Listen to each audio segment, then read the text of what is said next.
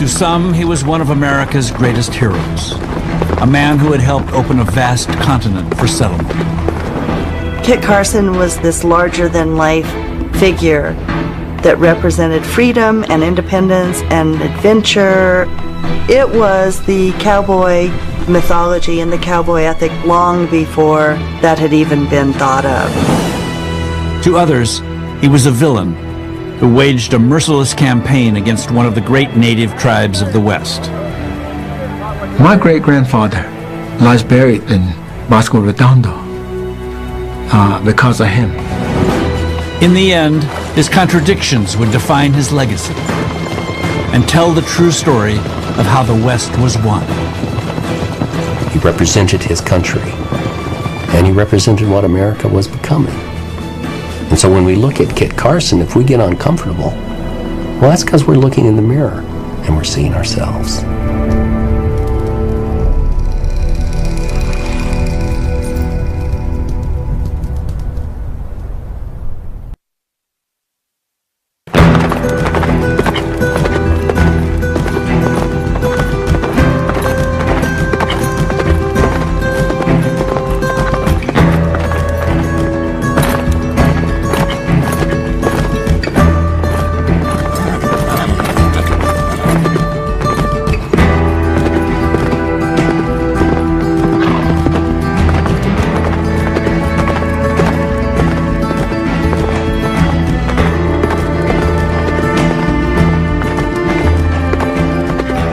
Early in the fall of 1862, a military courier made his way south from Santa Fe to the U.S. Army post at Fort Stanton with a dispatch addressed to Colonel Christopher Carson. At 52, Kit Carson was one of the most famous Americans of his time. When the West was still a mystery to most of his countrymen, he had been the one to master it. Few white men knew the vast Western landscape as intimately, or understood the ways of its native peoples so well. He was the brave and loyal guide who had marked out a path for the westward-going nation, the sought-after Indian tracker who could follow any trail, the fearless warrior portrayed in dozens of best-selling books. Now, he had been chosen to lead an historic military campaign, one that would force New Mexico's most formidable tribes into submission, remove them to a reservation, and clear the way for American settlement. As a clerk read the dispatch aloud, Carson listened with mounting dismay. All Indian men are to be killed wherever you find them.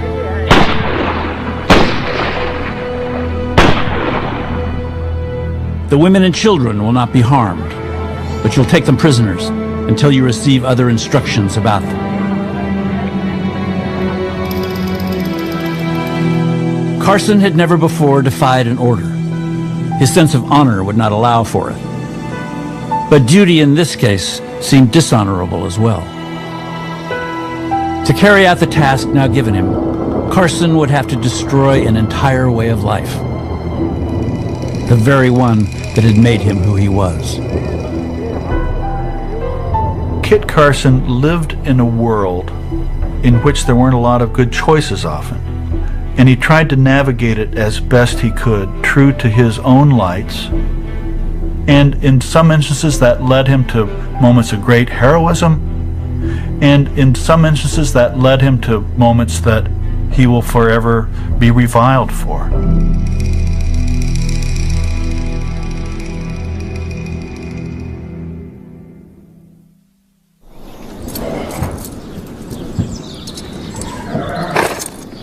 As a young man, Kit Carson had been sure of two things. He would not make his life in Missouri the way his father had done, and he would not earn his living making saddles, as his mother had hoped. He was just 16 and a bit shorter than average. He had no money, few prospects, and so little education that he couldn't even write his own name. But he was tough. He knew how to handle a rifle. He figured that and a horse would take him anywhere he wanted to go.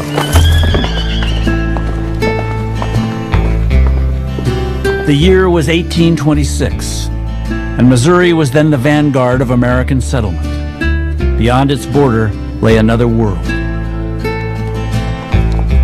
Just 5 years earlier, merchants had opened the Santa Fe Trail, an international trading route that ran southwest from Missouri nearly 900 miles and linked America's frontier to Mexico's. Carson had been itching to hit the road almost ever since. The West offers boundless opportunity, the freedom from all the restraints of family, all the restraints of a shopkeeper's life, and of course, the promise of adventure, of danger, of excitement. And so he runs away. He does a Huck Finn and lights out for the territories. He wound up in Taos, a small high desert settlement in the far corner of the Mexican frontier that for nearly a quarter century had been the hub of the southwestern fur trade. When he arrived in early winter, the place was teeming with trappers, Americans, Frenchmen, Canadians, all of them scruffy and sunburned after months spent pulling beaver from the rivers of the Rockies. With their furs now sold, soon to be turned into fashionable hats back in the East, they frittered their days away, playing cards, telling tales, and tossing back a local moonshine called Taos Lightning. Carson wanted to be a part of this fraternity of men. And these greasy, grizzled, hairy, often drunk, international cast of characters who knew the rivers of the West and had been to all these amazing places. He wanted to be one of these guys as quickly as they'd have him. Over the next 2 years, Carson worked as a cook and a hunter in Taos, and then, having learned Spanish, as an interpreter for a merchant caravan. Finally, in the spring of 1829, when he was 19, he was hired as a trapper on an expedition to the untapped tributaries of the Gila River. He was the greenhorn among some 40 seasoned mountain men, deep in the wilderness on Mexican soil and surrounded by hostile Apaches. They would frequently of night crawl into our camp, Carson remembered. They would steal a trap, kill a mule or horse, and endeavor to do what damage they could. In a world populated almost exclusively by Native Americans, the trappers' best chance at survival was to act as if they were just another tribe. The mountain men were very practical people. They had a job to do and they had to go into these dangerous areas and extract a commodity. So they formed all kinds of alliances with American Indians and found that it was practical to live more like an American Indian than like a Frenchman or an Anglo-American. Carson acquired a good many skills from the Indians and an attitude as well, a way of thinking of the world around them. I think he adopted a large part of that, and it became inseparable with his personality. He understood what was expected of him by native peoples that he came in contact with in terms of peaceful relationships and trade relationships, but also in terms of conflict. And he understood that retribution must follow crime and follow it immediately and harshly if one was to survive in this environment. On one occasion, while trapping on the North Fork of the Missouri River, Carson and his companions came in sight of a large encampment of Blackfeet, a tribe that had attacked them at every opportunity for several seasons past. As Carson recalled it, we were determined to try our strength to discover who had right to the country. Catching the Blackfeet off guard, the trappers charged the village, firing as they went. It was the prettiest fight I ever saw, Carson said later. After 3 hours, we finally routed them and took several scalps. This ended our difficulties with the Blackfeet. Whatever situation he was in, would he negotiate? Would he fight? Would he bluff? based on knowledge that he had of the specific tribe, and sometimes a sub-tribe within the tribe.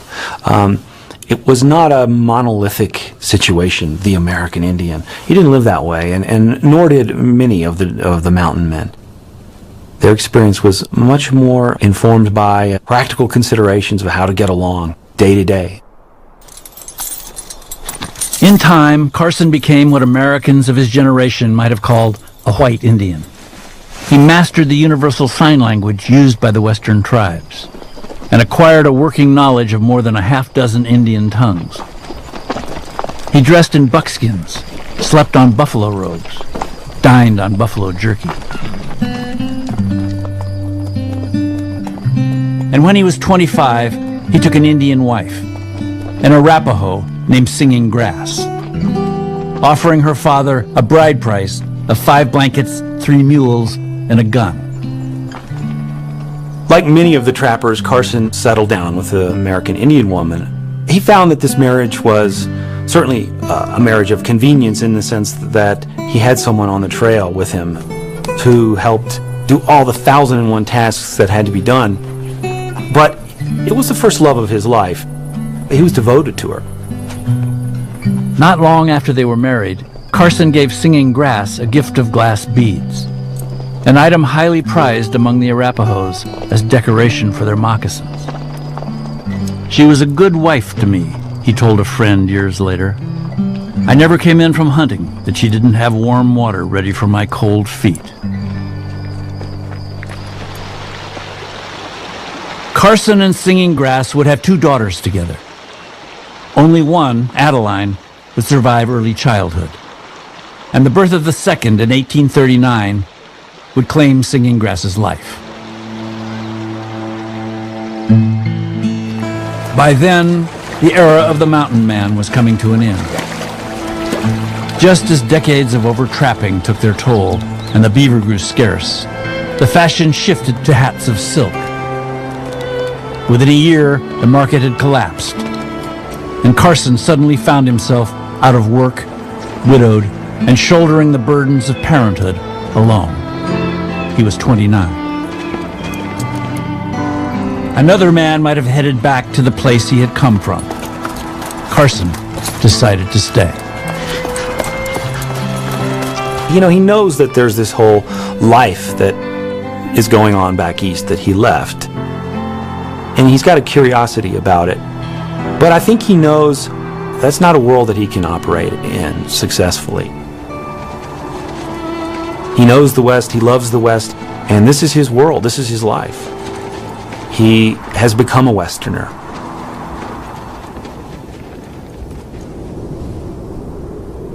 The West is where races intersect, cultures intersect, sometimes violently, more often not. Kit Carson moves easily in that world. He's not opposed to confronting people straight on and engaging in combat, taking a scalp, if need be, to make a point.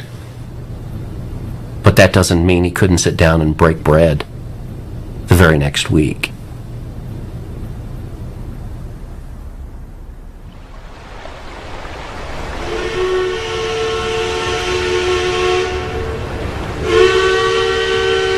In May 1842, 2 years after the fur trade went bust, Carson was heading up the Missouri River from St. Louis, having just brought his daughter Adeline to be educated in the East. He was on his way back to Taos, his pockets all but empty and his future uncertain, when he struck up a conversation with a young Army lieutenant who introduced himself as John C. Fremont. Fremont was about to embark on an expedition to survey and map the West, and he had yet to hire a guide. Carson saw an opportunity. After more than 10 years as a trapper, there was no trail he hadn't traveled, no wilderness challenge he couldn't meet. But his pitch to Fremont was characteristically modest. I informed him that I'd been some time in the mountains, Carson later recalled, and I thought I could guide him to any point he would wish to go. Fremont's suspicious at first. He says, I don't know about this guy, you know. For one thing, Carson was not physically impressive. He doesn't look like a rugged outdoorsman. He was a short little guy. He was kind of self-effacing and understated, but had this reputation for being quite capable. And Fremont hired him on the spot. In early June, Carson and Fremont set out from St. Louis with a party of 25 men.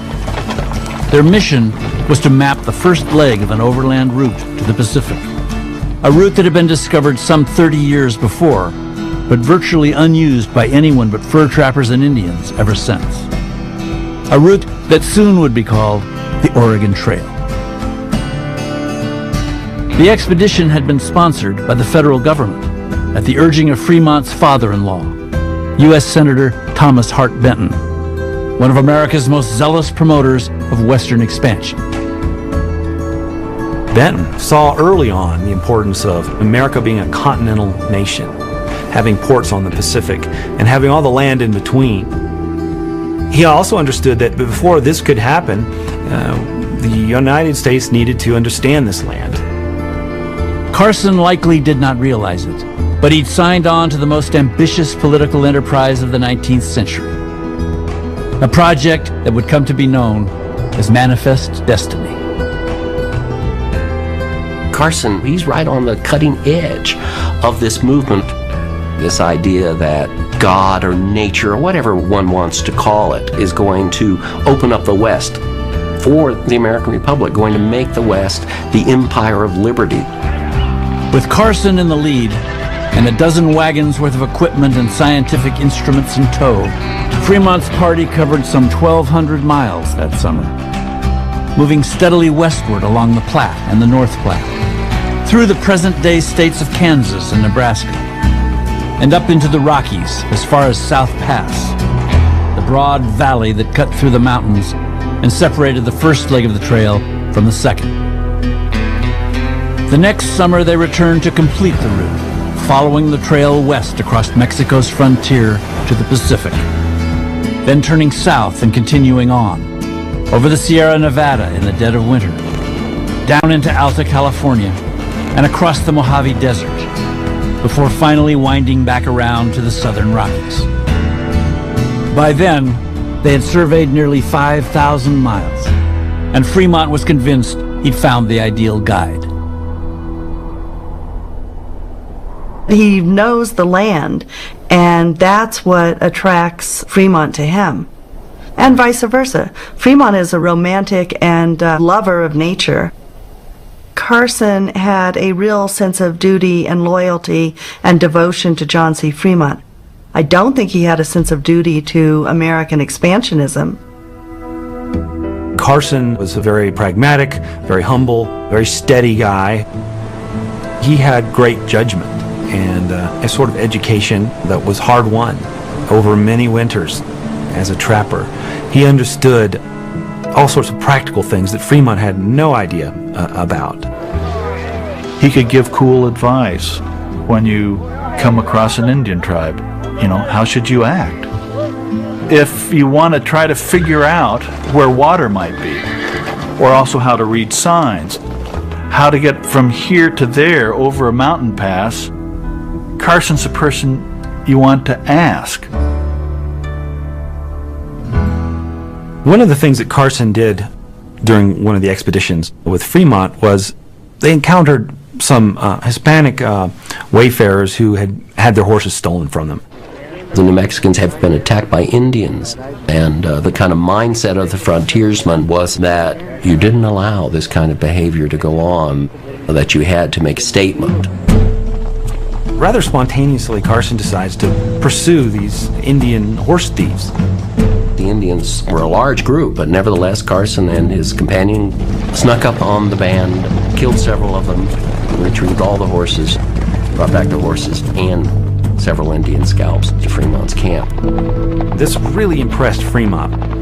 Carson risking his life for a complete stranger. And this is really where the myth of Kit Carson as this great sort of white avenger on the trail got its start.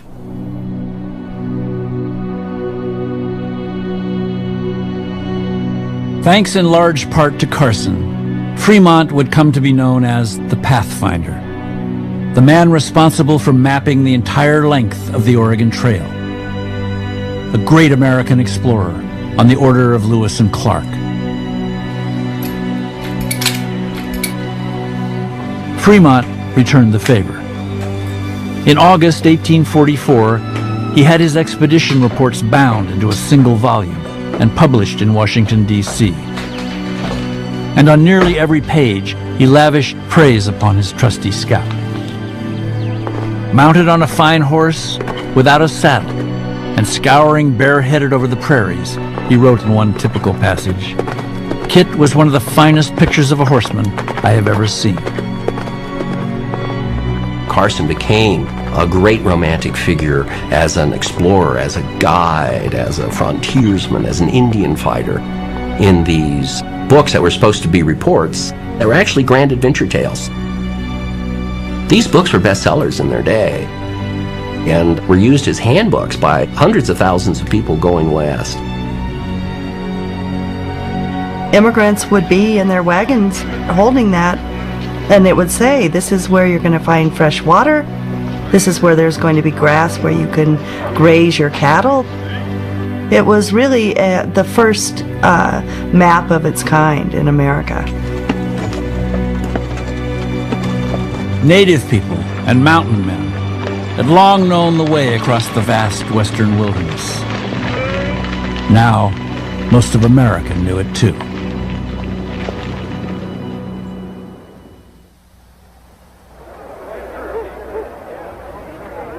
In July 1844, Carson rode into Taos, weary from his travels with Fremont and ready to settle down with the girl he'd come to love.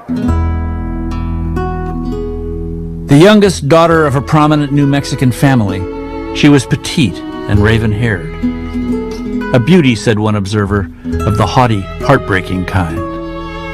Her name was Josefa, but Carson called her Josefita, or sometimes Little Joe. She was 18 years Carson's junior. Carson was not exactly winning any beauty contests, but he clearly had some sort of charm and charisma if he was able to win her over. The wedding had been celebrated 17 months earlier, in February 1843, in the parish church in Taos. Carson had been away from home almost ever since. Now, he and Josefa were finally able to make a life together in their own little adobe house, not far from the town plaza. He truly married into this whole Hispanic life in Taos. He converted to the Catholic faith in order to please her family. They spoke Spanish in their household. Their kids spoke Spanish as their first language. This was his world. Taos is a very special place. It's literally the hinge between Mexico and the U.S. It is Mexico's northernmost town. It is a traditional trading place for indigenous peoples throughout the region. The Utes, Comanches, Apaches, Pueblo Indians. So this is a trading hub of the first magnitude. In the 2 decades since Carson first arrived, the bustling trade on the Santa Fe Trail had turned the place noisy and crowded. Scores of Americans already had put down roots in town, and more were coming all the time. With his mind on his young bride, Carson may have missed the meaning of all those new arrivals, but they had come to stay. And with the might of the American government behind them, they soon would make the West their own.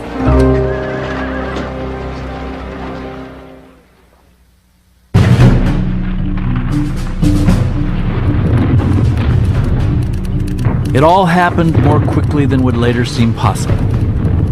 When 1845 dawned, the western border of the United States was officially drawn at the Rocky Mountains. Except for Texas, which had declared its independence, and the as yet unclaimed Pacific Northwest, The remainder of the continent was officially Mexican territory.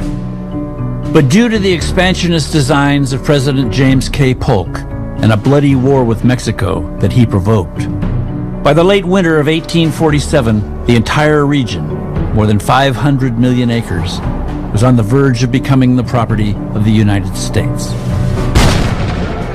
It was a ball of land grab is essentially what it was during the Mexican War. The American Army marched all the way from Fort Leavenworth, Kansas to New Mexico. It conquered New Mexico. It kept on marching towards California. Carson happened to be in California that winter on yet another expedition with Fremont, and at Fremont's urging had lent his assistance to the American forces there. In the field reports that were scribbled out during the course of the fighting, his name appeared again and again, describing how he had guided troops to San Diego, slipped through enemy lines to conduct vital messages, secured aid for several hundred soldiers under siege. As a reward for his valuable service, Carson now had been sent east with a thick packet of sealed letters for the Secretary of State and the War Department, the glowing accounts of his own battlefield heroism among them. When the United States conquered California, took it away from Mexico, they needed to get the news back. There was no telegraph or anything at that time. They wanted to get news across the entire continent of the United States. And the guy that they decided was the best to do it was Kit Carson.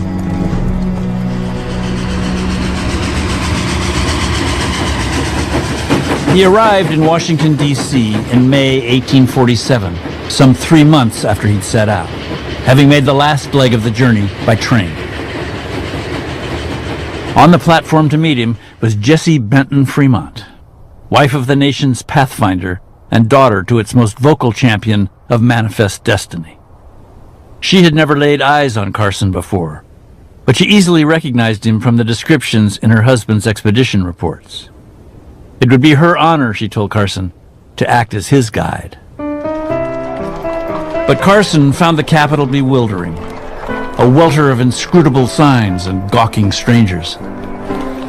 He was outraged at having to pay for transportation and complained about it so bitterly that Jessie was moved to get him a horse.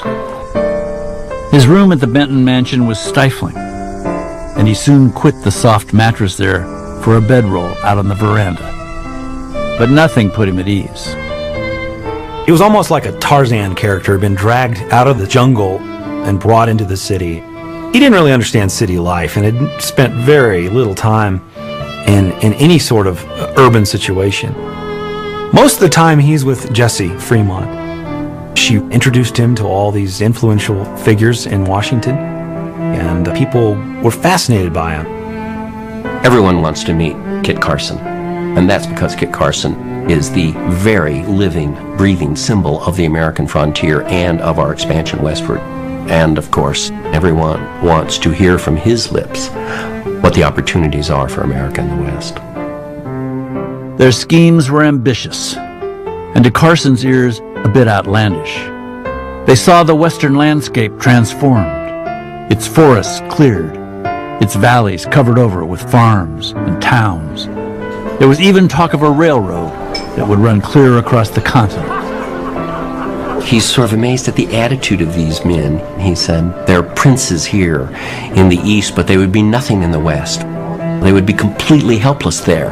But here they put on such airs. You get a sense that Carson, as much as he hated it, he knew that it was important. These men had sponsored him and were sort of the agents of all of these changes that had come to the West. Carson was deferential towards men who were better connected and who were better educated than he was. And he felt a duty to respond to their inquiries in various ways. By the time he was ushered into the White House for a private audience with President Polk, Carson had only one objective: to get back to Taos and Josefa. Polk had other plans. He had some official dispatches to send to the U.S. commanders in California, and he wanted Carson to carry them. You know, he wasn't the kind of guy that said no. He's gonna, you know, he's got a job to do, he's gonna do it. Carson assumes a new role as a transcontinental courier, ferrying these messages back and forth from California to Washington. It's unbelievable when you think about how many tens of thousands of miles this guy covered. In many ways, Kit Carson was the field agent of Manifest Destiny. Before he finally returned to Taos 16 months later, Carson's sense of duty would take him across the country 4 times and over some 16,000 miles, most of it on the back of a mule. Along the way, he would convey government reports and military orders and news of developments on the ground, all of it vital information that would bind the two sides of the country together and help to make the West an entirely different place. Kit Carson went to the West for the freedom and openness to escape from the constraints of society back home, back in the States. But then, of course, he brought it all with him. The dream of a continental nation has been met, and America stretches from sea to sea. The West is transformed, and he sees it all, but he's also one of the major instruments that brings about that change.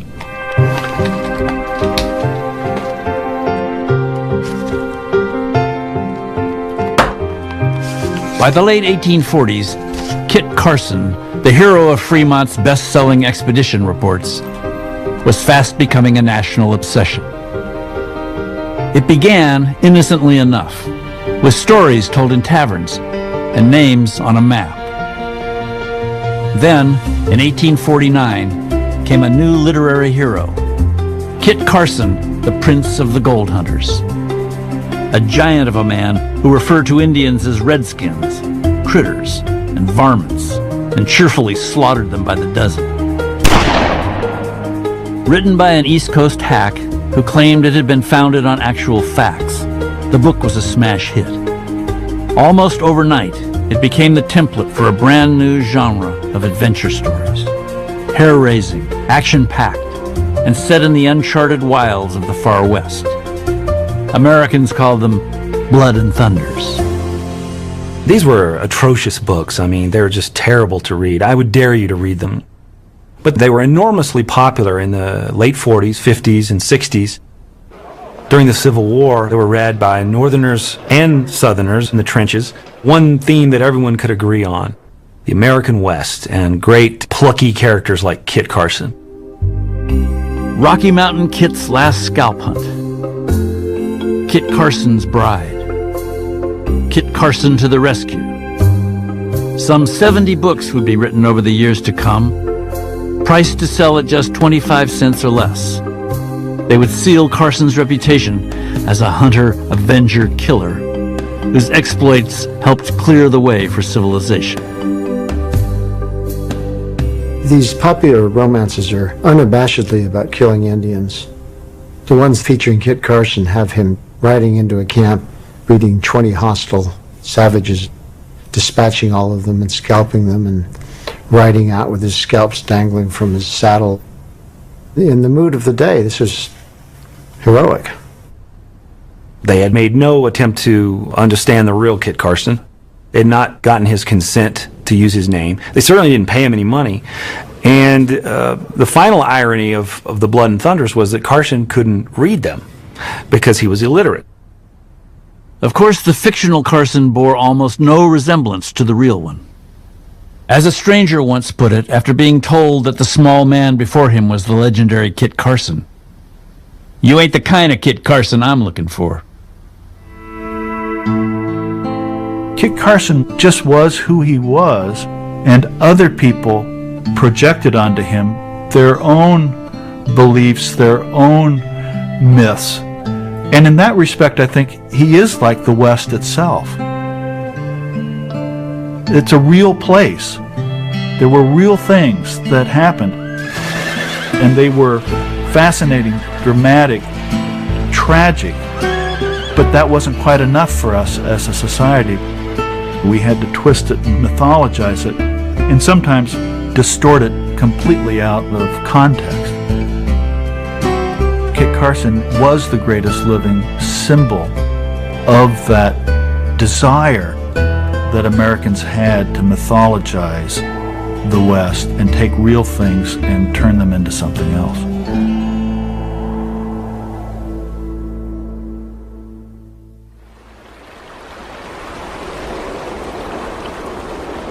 Throughout Carson's life, he doesn't linger anywhere, really. He's always on the move. He seems to be constitutionally incapable of saying no to these various missions that are laid at his feet. But the central theme in his life is always that he wants to get back to New Mexico and get back to Josefa and live this sort of normal existence that he imagines for himself.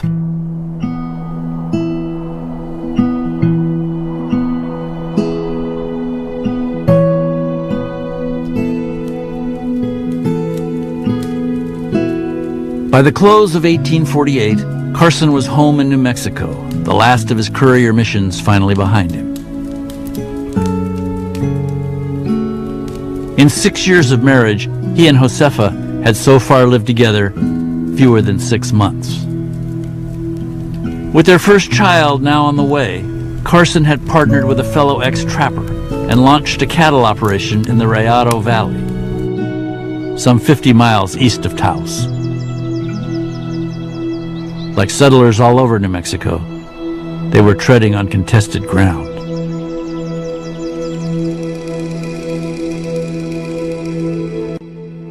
We tend to see maps of that area of New Mexico, and we see, of course, the American settlements. And we draw lines, and the rest is just Indian territory. We don't know what's in there. In fact, a more realistic map of that area would see very large, very powerful, very stable Indian nations. And even though these nations were nomadic, they had clearly formed territories. And whenever somebody trespassed, they were punished. Carson had spent too many years among native peoples to be daunted. We had been leading a roving life long enough, he later remembered. And now was the time, if ever, to make a home for ourselves and our children. Then, one afternoon in late October 1849, Army Major William Greer came tearing up to the ranch to ask Carson for help.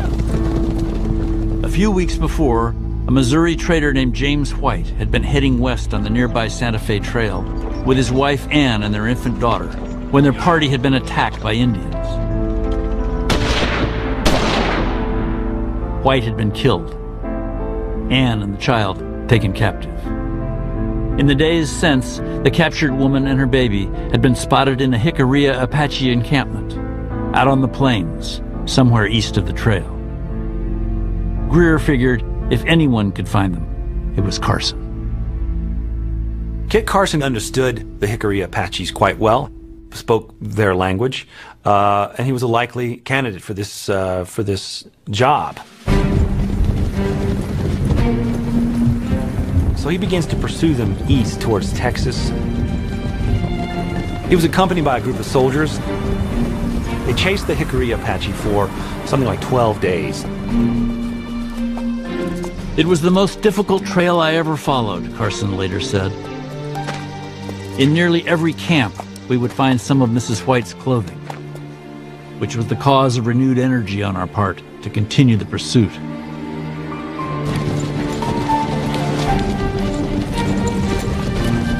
Finally, late on the 12th day, Carson saw plumes of smoke curling skyward in the distance, the cooking fires of a large Jicarilla Apache camp. There's a disagreement about how to approach the Jicarillas. Some within the party hope that they can negotiate with them. Carson believes they should attack immediately. In the confusion, however, the Jicarilla Apaches spot the party and scatter. Greer ordered the men to charge, Carson remembered. But the order was too late for the desired effect. In about 200 yards, the body of Mrs. White was found. Perfectly warm. Had not been killed more than 5 minutes. shot through the heart with an arrow. Later, sorting through what remained of the camp, one of Greer's men came across a book, which presumably had belonged to Mrs. White. A copy of the wildly popular Blood and Thunder, Kit Carson, the Prince of the Gold Hunters. Of course, Carson couldn't read it. He had to have someone else read it to him. But it was extraordinary because in this book, Kit Carson was assigned the task of rescuing a woman who'd been kidnapped by Indians. And here he was, given the task of saving this woman. But in this case, in the real situation, he'd failed and she had died. And he felt perhaps that this book had given Anne White some sort of false hope that she would be rescued, that Kit Carson was near. The myth of the West came head to head with the reality of the West in that moment. And Kit Carson was just stunned by that experience. And he never got over the incident. And it haunted him all the rest of his days.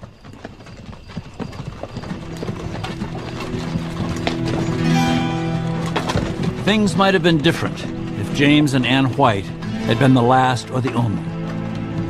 But there were two among tens of thousands, a tiny drop in the massive migratory wave that was then rolling westward and swamping everything in its path.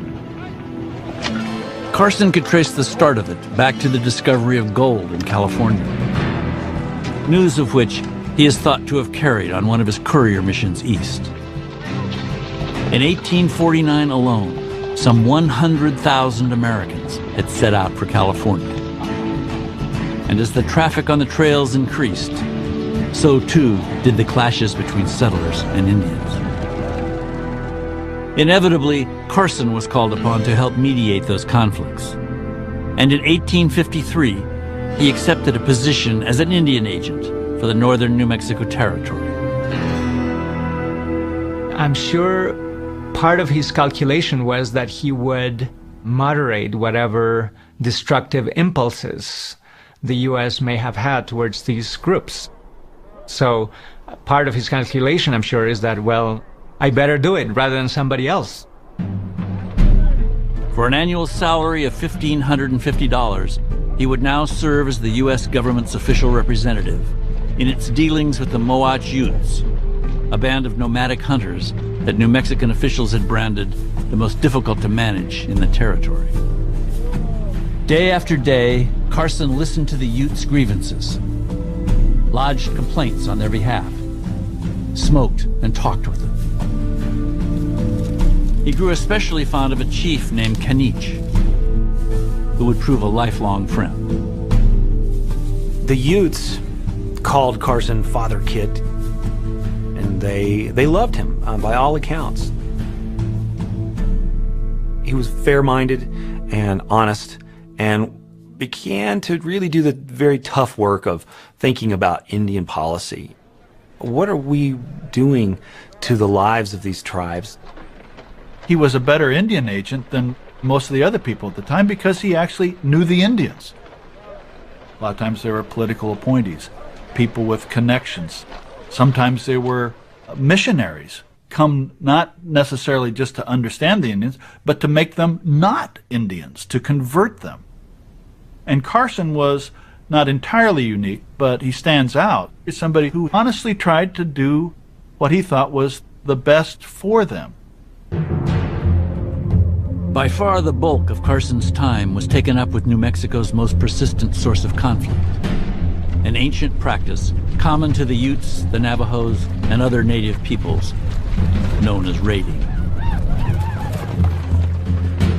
This was part of their way of gaining resources.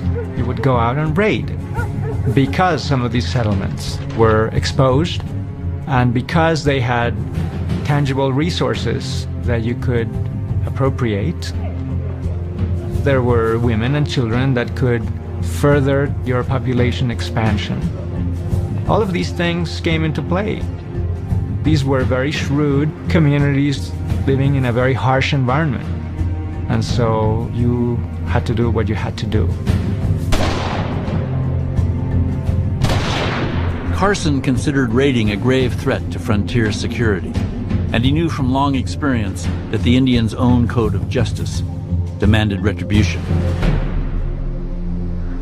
But as the months and years passed, he began to see that many of the crimes blamed on Indians were in fact the fault of whites, newcomers who were settling on traditional hunting grounds and driving off all the game. When a Ute chief called Blanco was accused of robbing sheep, Carson reported that the Indian had had no other choice. If the government will not do something to save the Utes from starving, he argued, they will be obliged to steal. Here we have a world that had existed on its own for thousands of years. A world that is coming to an end because of a very rapidly growing American population. Carson came to see the moment white settlers outnumber indigenous people, then it's very hard for these indigenous peoples to actually hold the line. He was alarmed. Everywhere he turned, he saw that the Indian populations were dwindling. He began to grapple in his own way, dictating hundreds and hundreds of letters.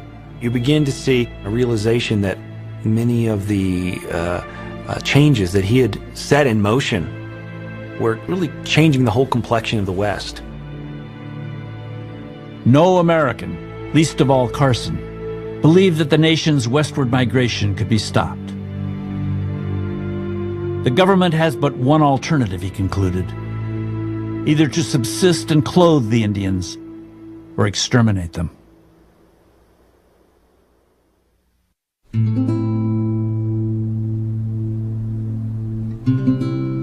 There are these incredible forces at work at this time.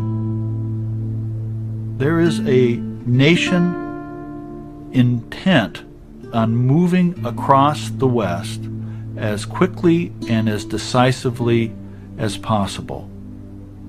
Kit Carson found himself incapable of stopping those larger forces. So he became an agent in the destruction of their way of life, though he was not an Indian hater in the sense that a lot of Anglos of the mid-19th century were true racist Indian haters in the worst possible sense. That was not Kit Carson.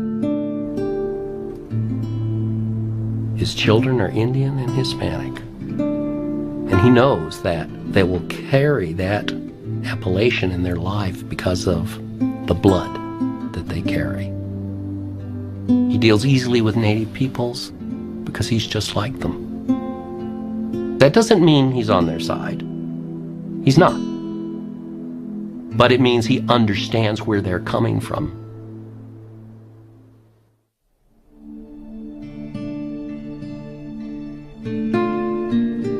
On the day the Army courier turned up with his orders to round up the Indians in the fall of 1862, Carson had just marked his one-year anniversary as commander of the 1st New Mexico Volunteers.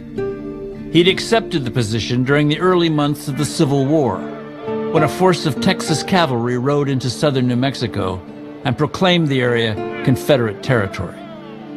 The Confederates had been easily turned back, and Carson hoped soon to be mustered out, returned to Josefa, and reinstated as an Indian agent. But events had conspired against him.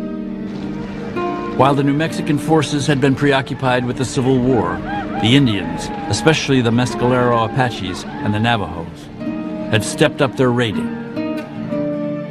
Over the previous year alone, more than 30,000 sheep had been stolen, and some 300 people killed. Now, Carson had received an urgent dispatch from Brigadier General James Henry Carleton, ordering him to put the Indian troublemakers down, one tribe at a time, and once and for all. James Henry Carleton was a piece of work. He was a New England Calvinist, a man of a very tidy intellect. These were messy social problems, and he could not countenance this sort of situation, and believed with a great conviction that he could fix it almost overnight. Convinced that treaties had no lasting effect, Carleton planned the most comprehensive and most ruthless campaign ever to have been carried out in the West. Carson and his men would make total war on the Indians. They would kill all the adult men on sight, take the women and children prisoner, and march them several hundred miles to the new reservation Carleton had established in the grasslands of eastern New Mexico, the Bosque Redondo. He wanted to force them overnight at gunpoint to become Christian farmers. He believed this was important not only for their own good, but he believed this was a model for how to deal with all the nomadic tribes of the West. He felt that he could solve this problem in New Mexico, this Indian problem. And Carleton turns to Carson, of course, because he's Kit Carson. Carson was 52 now, and bone-tired. And there was an odd pain in his chest that came and went without warning. He missed his wife and regretted that the 4 children they'd had together lately had seen so little of their father. But an order was an order, and Carson could not refuse. As he struggled to reconcile himself to another season away from his family, he called in his clerk and dictated a letter in Spanish to Josefa. Adora esposa, he began. Do not worry about me, because with God's help we shall see each other again. I charge you above all not to get weary of caring for my children, and to give each one a little kiss in my name. I remain begging God that I return in good health to be with you until death. Your husband, who loves you and wishes to see you more than to write to you.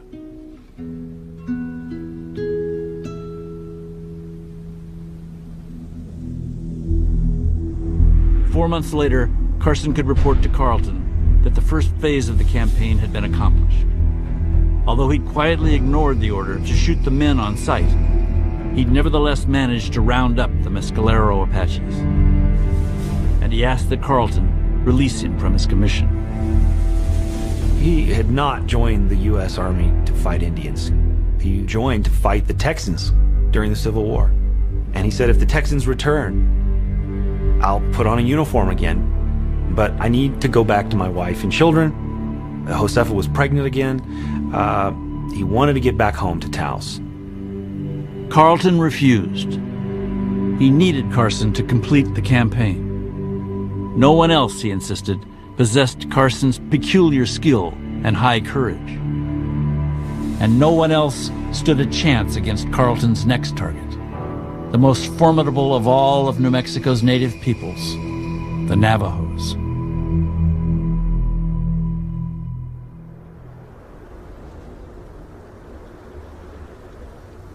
چون حکایه هانسی که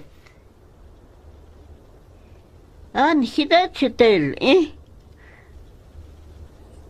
تو تاتا کشاتا ہوتا تاتا کہندے چطور کوتا ہوتے جن کو ایک تستا تجینی تاتا نا سے او بتا بانتس کی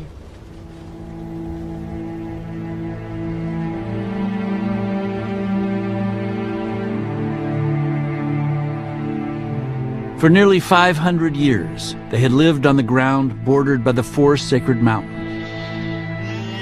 For 500 years, they had tended their flocks of sheep and cultivated their fields and orchards. And for 500 years, they had tangled continually with their neighbors, perpetuating the cycle of raid and retaliation that had made the New Mexico territory infamous. They called themselves the Diné, but to the many who feared them, they were the Navajos. New Mexico was terrified of Navajo. They were warlike. This was a part of their culture, raiding, stealing, killing. They were formidable. They were dangerous, and people were afraid of them. Carson lived in New Mexico his entire adult life, and public enemy number 1 was the Navajo. Everybody in New Mexico, every Hispanic person, had some friend or family member who had been killed by the Navajo or had been stolen by the Navajo. And I think he thought Carleton's idea of a reservation on the Pecos was as good as any that had been put forward as to how to end this cycle of violence.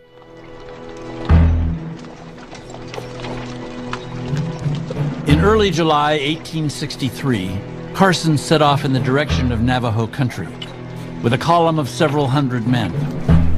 U.S. Army officers, New Mexican volunteers, and auxiliary troops recruited at Carson's request from among his former charges, the Utes, who were long-time and bitter tribal enemies of the Navajos. Kit Carson followed orders. That was part of how he had gotten to where he had gotten. Not questioning the society he was in, and he got there by taking orders and doing a good job of carrying them out. When Carleton told him, go take care of the Navajo for me, he was going to go do it.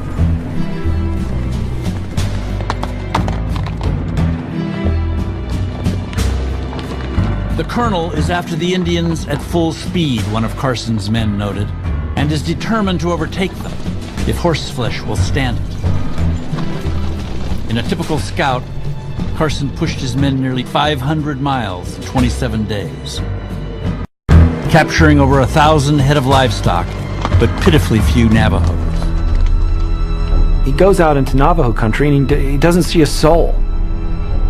You know, he basically thinks this is kind of like a ghost campaign against a ghost tribe. He's fighting an enemy he can't see. Frustrated and eager to bring the campaign to a rapid conclusion, Carson made a fateful decision, one that would define him for generations to come.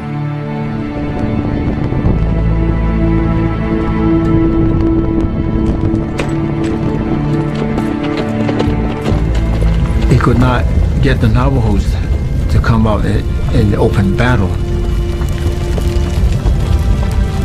And so the thing to do is to destroy their source of strength, which is food and their homes. And that's what he did. His tactics causes great suffering. He ordered every cornfield to be destroyed, every melon patch, every bean patch. He had his men guard the salt sources and the water sources, and chop down every tree. It was brutal. This was not majestic, heroic warfare, if there is such a thing. This was a dirty little war of attrition with the express intent of starving the Navajos out. He knew the Indians. He had known them from an early time as a mountain man. He probably knew Indians better than any other white man of his time. He knew what they would stand and how they could be brought to terms with the army. And, he didn't hesitate, I think, to act on the basis of his knowledge. Carson later estimated that his men had destroyed nearly 2 million pounds of food. Come winter, he told Carleton, the loss will cause actual starvation and oblige the Navajos to accept emigration to the Bosque Redondo. For the moment, however, the Navajos remained maddeningly elusive. I deplore it the more, he complained to Carleton, as I now have only one way of communicating with them, through the barrels of my rifles. Summer gave way to fall, and the campaign ground on with little result. Finally, in November, on the eve of his 54th birthday, Carson requested a leave of absence to attend to what he called some private business of importance. Carleton would not hear of it. Carson would be permitted to leave the field only after he had captured 100 Navajos, and then only on the condition that he first conduct a thorough sweep of Canyon de Chelly, a 100-mile sandstone labyrinth in the heart of Navajo country. I think Carson was a little spooked by Canyon de Chelly. All his instincts as a mountain man had taught him to stay away from tight spots and situations where you're vulnerable, you're on the defensive. He really had no interest in personally going down in the canyon. He skirted around the sides of it. He scouted from the rim, but he was more than happy to have his subordinate officers go in and get the glory of having penetrated this great bastion of the Navajo people. He knows that this is a powerful place and that he can violate the rules of the game there and suffer for it. We think of him as being the person who led the siege in Canyon de Chelly. He did it at a distance. By now, the Navajos had begun to feel the effects of Carson's scorched earth campaign. Hidden in various caves and atop a towering butte known as Fortress Rock, they daily grew hungrier, colder, and more desperate. They were trying to save themselves from being killed, and so they had to run and hide. They ran off into the caves and were hiding. They had hiding places along the rim of the canyon. They wanted to take our lives. They wanted to end the life of the Dene people.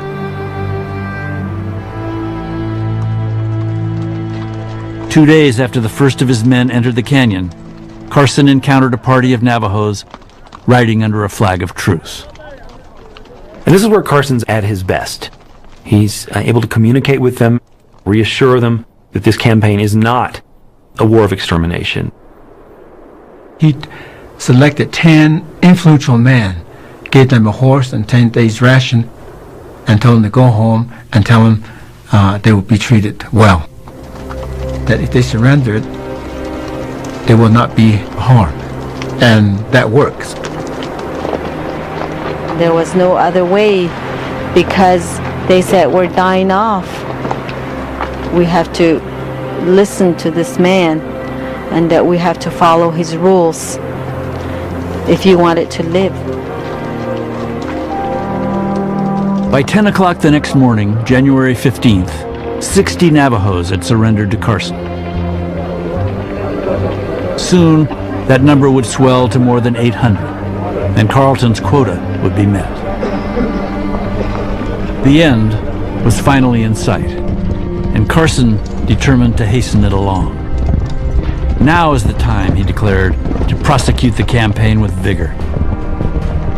He then issued a new directive to one of his captains, ordering him to march his company the length of the canyon and lay waste to the Navajo orchards. There were 1,000 peach trees, orchards in the canyon, and the Navajos had taken great pride in those trees, and they loved the fruit that was born. Carson ordered them burned. Needn't have been done. There was no real point in that. It was so gratuitous, but it was in a way the last blow, you know. By invading Canyon de Chelly, by laying waste to it, and by making it impossible for the Navajos to remain there, Carson breaks them. He breaks their spirit. The whole canyon was silent. It was dead. No harmony in it anymore.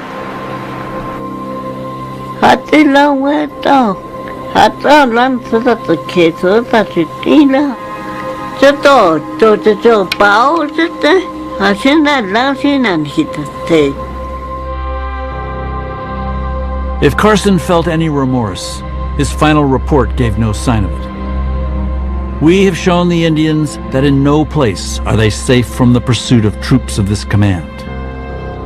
That the principle is not to destroy them, but to save them, if they are disposed to be saved. He absolutely guarantees them that he will protect them. He will make sure that their families are taken care of. This is the power of Carson. They trust his word. They believe him. He is, after all, Kit Carson.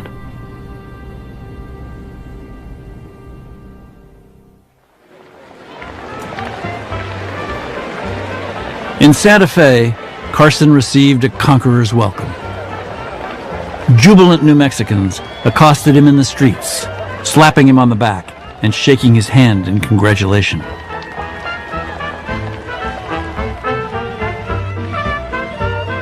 Even Carleton gushed with praise and declared Carson's victory the crowning act in a long life spent fighting the savages.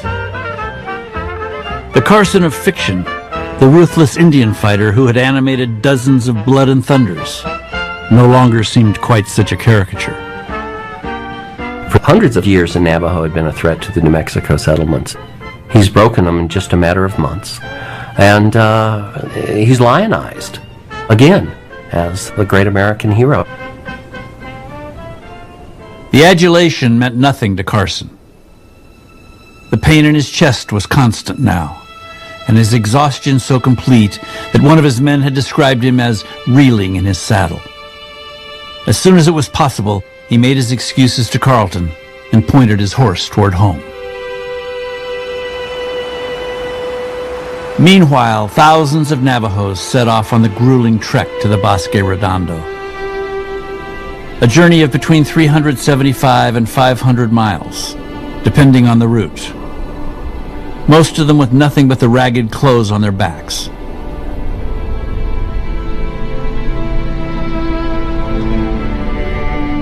What rations the army provided made many of them sick, and in any case, there was nowhere near enough food to sustain them all.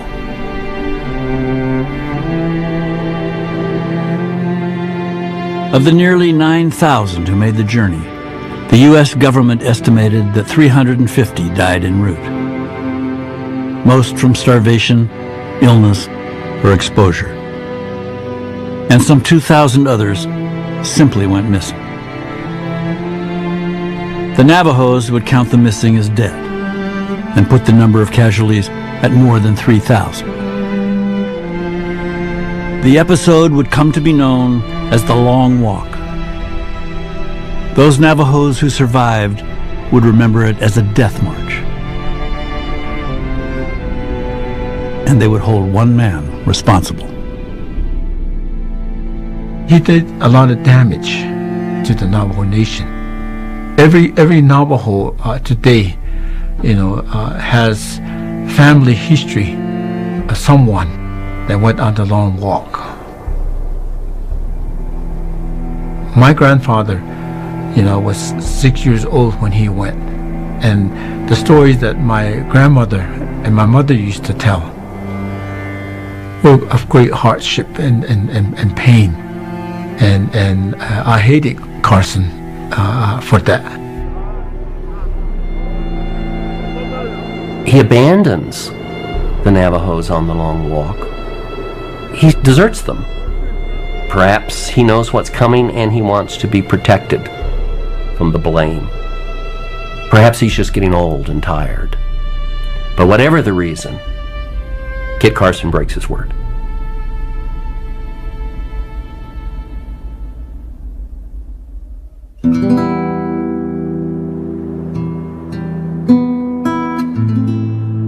Over the years that followed the defeat of the Navajos, years that would prove to be Carson's last, the West he'd chosen as a young man increasingly came to resemble the world he'd left behind. Americans pushed their way in, built their towns and railroads. In one way or another, they pushed the Indians aside. Somewhat unexpectedly, the voice that was raised time and again on their behalf was Carson's. He'd spent one summer as superintendent of the Bosque Redondo, and as he put it to a Senate investigating committee in 1865, one summer was enough to convince him that the entire experiment had been a terrible mistake.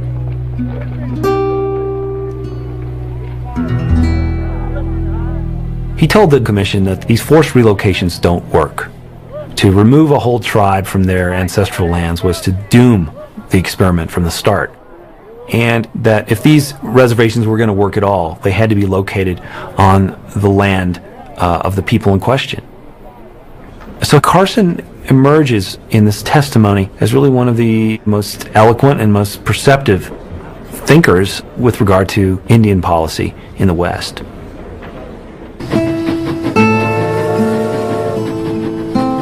Now, in the twilight of his life, Carson became a sort of elder statesman of Indian affairs. He helped to negotiate a treaty with the Plains tribes and advised both the military and the government on Indian policy reforms. And in 1868, despite chest pain so severe that he could barely breathe, he again made the long journey to the nation's capital, where he assisted in talks that established a permanent reservation for the Utes on the very ground the tribe claimed as their own. I think he felt an obligation to the Utes, friendship to the Utes, loyalty, all those things that were part and parcel of his makeup. And so he needed to go to Washington because he was the person who would be the one who could really represent them. Here he is, this Indian fighter, known for his various campaigns. And yet, he was also a peacemaker and a diplomat. I think the trick to understanding Carson is to go back to that idea that for him there was no such thing as the American Indian. He sided with certain groups, and other groups were his enemy throughout his life.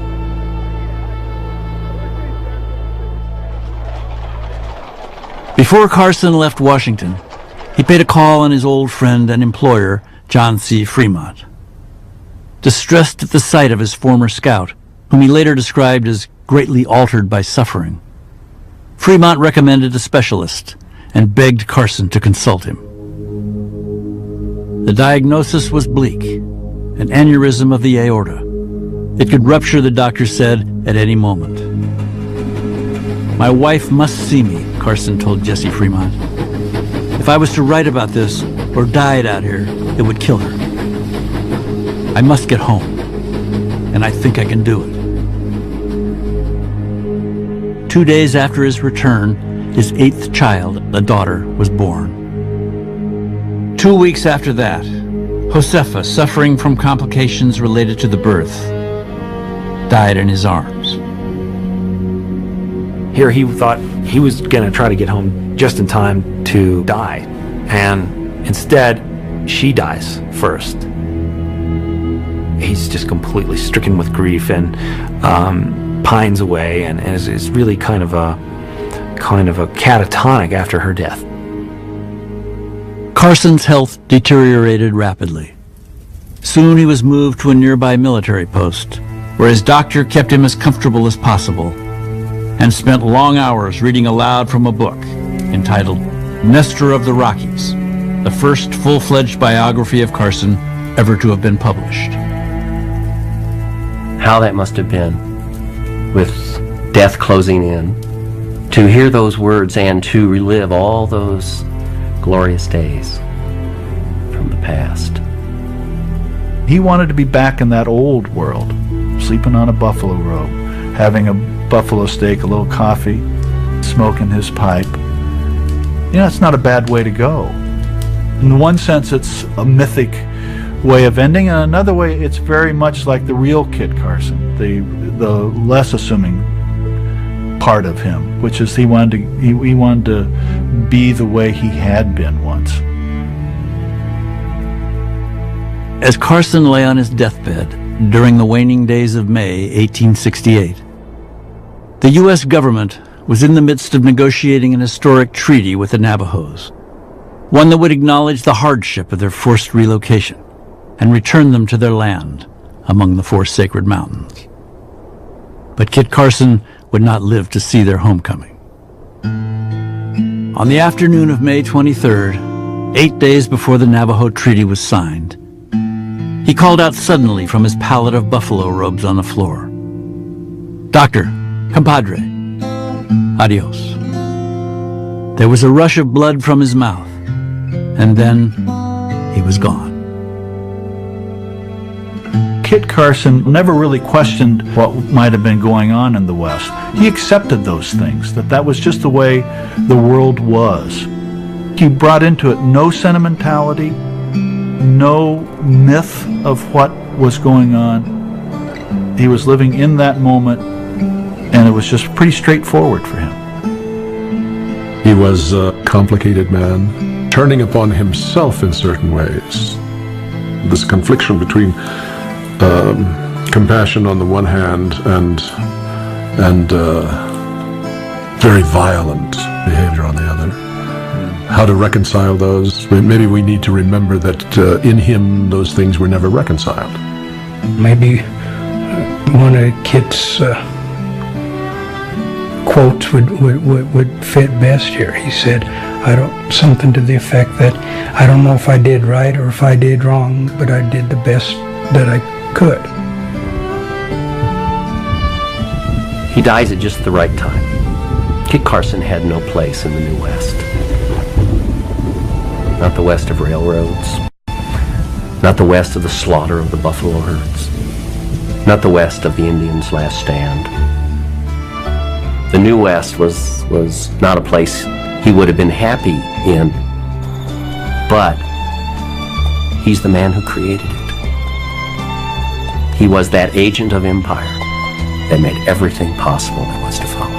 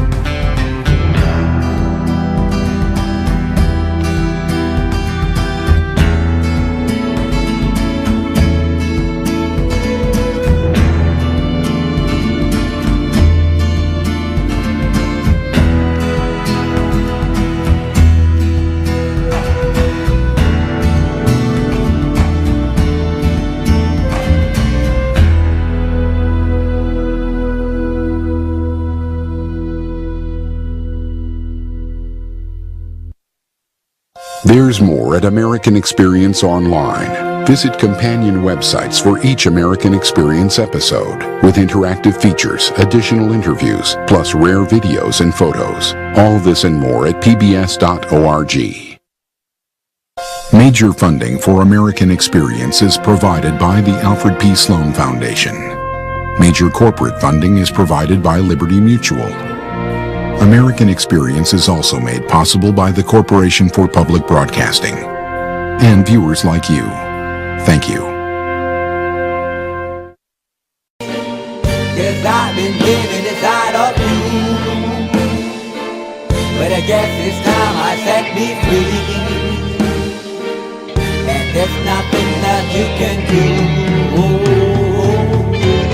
I know you can see. I can't seem to keep people around me, cause I'm scared that they might know the truth all about me. Then they might doubt me. There's no other route. I wanted to shout, but it's too late now, cause I'm drowning. Got two-faced like I'm a clown, man. Life is too great, no, it's astounding. I'm in good shape, ma, but you know that I'm drowning like a cup in a cage. I can't cope with this hopelessness, though I try to be open and go with it, but I'm soaking in the pain like a rain never stop flowing in. As I'm floating in a glowing river through a golden gate, trying to motivate. Yeah, I do my fucking best, but there's two voices in my head, I just can't. I just fucking can't. Yes, I've been living inside of you, But I guess it's time I set me free. And there's nothing that you can do. I hope you can see me, 'cause I've been living inside of you. But I guess it's time I set me free. And there's nothing that you can do. I hope you can see. Babe, what you working like this? You be fine, trust me, just in time we get along. No, leave me alone. Why, yes, can you see that you are alone, big? We're now sitting in our own throne, big. We need nobody, can you see it through? But it's not you who I should be listening to. Guess what, big? Nobody fucking needed you. No, and nobody fucking needed me. Yeah, they never needed us. Like when they nailed Jesus up, there's no fucking heaven that they don't believe in us. But they my friend, I'm the only one that you can trust. Yeah, god damn it, you an idiot. Go online, be a slave for the media. And you forgot what your father said. Are you serious? Look at yourself, big. You fucking idiot. Cause I've been living inside of you. But I guess this time I set me free. Oh, I love you. There's nothing that you can do. But the guy is always I see. I know you can see. Can you see me? There's no one else. Cause I've been living inside of you. You have to accept it. But I guess this time I set me free. And there's nothing that you can do.